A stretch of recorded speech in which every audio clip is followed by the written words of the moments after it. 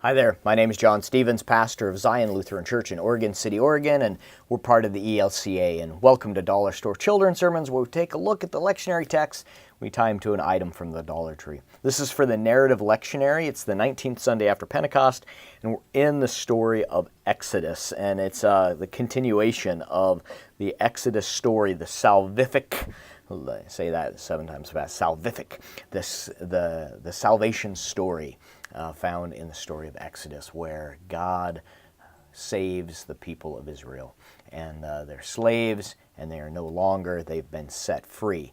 Now, for this, in this portion of the story, we have kind of Exodus part 2.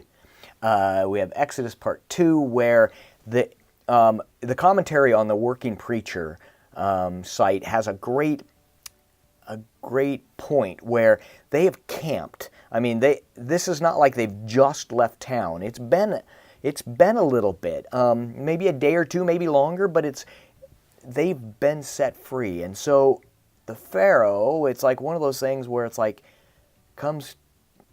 in his opinion, comes to his senses and goes, "What did I do?" And he sends folks, they go after them. And so they're at the Red Sea. They're there. And one item that we could possibly use, if it was at my Dollar Tree, I don't know if it's how many Dollar Trees it's at, but it's the Moses action figure. You can use it to tell the story.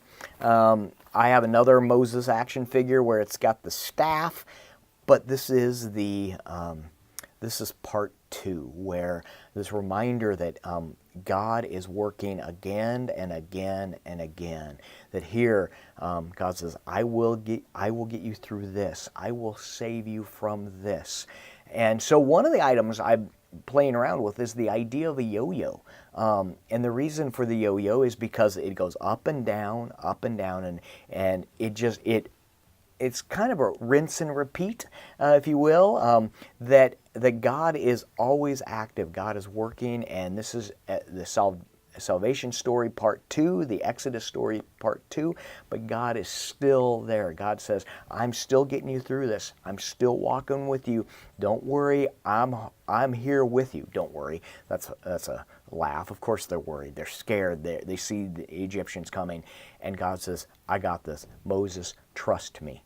And so it's that part 2. So a couple of ways you can go with that is retelling the story using a godly play, I wonder questions, which are great questions. I wonder what Moses felt like. I wonder what it felt like when God said, do this, and Moses does, and it actually happens. I wonder the feeling of all the Israelites as they look back and they see the Egyptians coming for them.